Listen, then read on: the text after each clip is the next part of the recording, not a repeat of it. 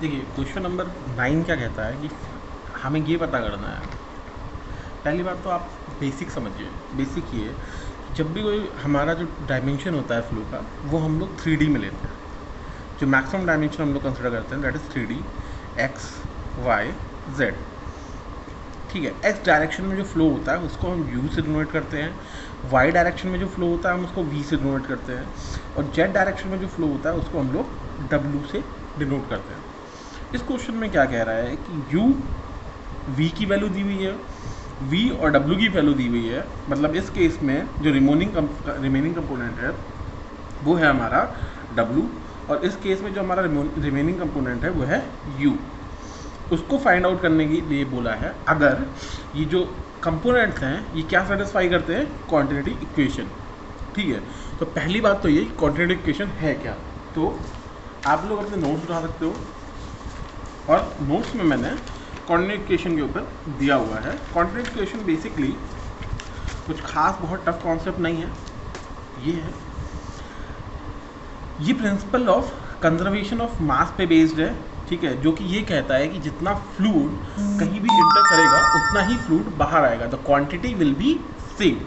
ठीक है, तो हमने जो क्वांटिटी इक्वेशन है उसको 1D में सॉल्व किया है, हमने उस इक्वेशन को 3D में भी सॉल्व किया है।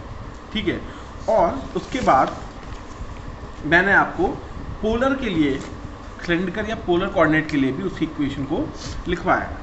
ठीक है, अब क्वाड्रेटिक इक्वेशन को सॉल्व करने के लिए बेसिकली जब 3D, क्योंकि यहाँ पे हम लोग किसकी बात करें 3D में, और हमें दो अलग अलग डायरेक्शंस में वेलोसिटी कंपोनेंट्स के बारे में पता है, हमें तीसरे में निकालना है। तो 3D में पहली बात तो होती क्या है, जो वैल्यू है वो बेसिकली 3D में क्या है। 3D की जो क्वाड्रेटिक इक्वेशन है वो है del u upon del x plus del v upon del y plus del डब्ल्यू upon del z will be equals to 0। ठीक है, तो ये है क्वाड्रेटिक इक्वेशन इन 3D। ठीक है, अब पहला वाला क्वेश्चन लेते हैं। पहले वाले क्वेश्चन में u की वैल्यू दी हुई है x square plus y square plus z square, और v की जो वैल्यू है वो दी हुई है x y square minus y z square plus x y. ठीक है, तो हम लोग अब इसको सॉल्व करेंगे। देखते हैं, इसमें u की वैल्यू रख देते हैं इस इक्वेशन में, और v की वैल्यू रख देते हैं, और 0 के साथ में रखने के बाद जो w की वैल्यू निकल जाएगी हमें बस वही फाइंड आउट करना है। ठीक है, तो x square plus y square plus z square del upon del x plus del x y square minus y z square plus x y upon del y plus del डब्ल्यू upon del z equals to 0। हमें W निकालना है, हम इसे solve कर लेते हैं। देखिए y चूंकि x के रिस्पेक्ट में डिफरेंशिएट हो रहा है तो y और z जो है वो कांस्टेंट वैल्यूज होगी, उन पे कोई फर्क नहीं पड़ेगा। तो आप जब कांस्टेंट को डिफरेंशिएट करते हैं तो आंसर आता है 0। हम इसको थोड़ा सा तोड़ के लिख देते हैं पहले इजीली समझने के लिए। ये इक्वेशन हो जाएगी x square plus del y square upon del x plus del z square upon del x plus del x y square upon del y minus del y z square upon del y plus del x y upon del y plus del डब्ल्यू upon del z equals to 0। इसका differentiation कर देते हैं। X square का differentiation जो होता है वो कितना होता है 2x। ठीक है, 2x प्लस ये कांस्टेंट है, ये कांस्टेंट है, x के रिस्पेक्ट में अगर आप डिफरेंशिएट कर रहे हो तो वैल्यू आएगी 0 प्लस यहाँ पे देखते हैं ये y के रिस्पेक्ट में डिफरेंशिएट हो रहा है, x यहाँ पे कांस्टेंट हो जाएगा तो x ऐसे ही बाहर आ जाएगा। हम इसे दोबारा सॉल्व करेंगे बाद में, अभी हम इसे लिख लेते हैं। सेम यहाँ पे भी जेड स्क्वायर बाहर आ जाएगा और y अपॉन डेल वाई हो जाएगा प्लस यहाँ पे x फिर बाहर आ जाएगा, del y upon del y हो जाएगा plus del w upon del z is equals to 0। चलिए अब इसे सॉल्व करते हैं।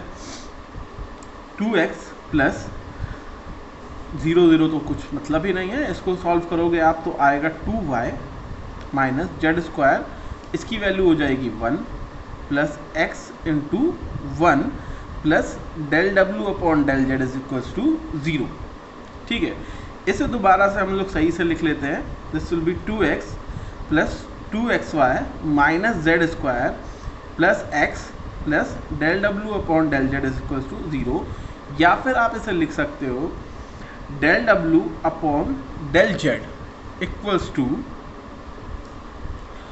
Minus 2x minus 2xy plus z square minus x, या इसे हम लोग लिख सकते हैं minus 3x minus 2xy plus z square. ये वैल्यू किसकी है? डेल डब्ल्यू अपॉन डेल जेड की। लेकिन हमें क्या चाहिए? डब्ल्यू की वैल्यू चाहिए, तो इसे इंटीग्रेट कर देते हैं विद रिस्पेक्ट टू जेड। ठीक है, इंटीग्रेशन करते हैं। इंटीग्रेशन करने पे क्या आएगा? ये तो हो जाएगा डब्ल्यू equals to minus 3x z minus 2xy z plus z cube upon 3। डब्ल्यू की वैल्यू क्या हो जाएगी? ये। ठीक है, आप लोगों के लिए मैंने एक क्वेश्चन को सॉल्व कर दिया है। मैं चाहता हूं कि ये दूसरा क्वेश्चन जिसमें v और w की वैल्यू दी हुई है वो आप उसमें u को खुद से फाइंड आउट करें। अगर कोई प्रॉब्लम होती है तो फिर हम लोग इसे फर्दर डिस्कशन में लाएंगे। Thank you.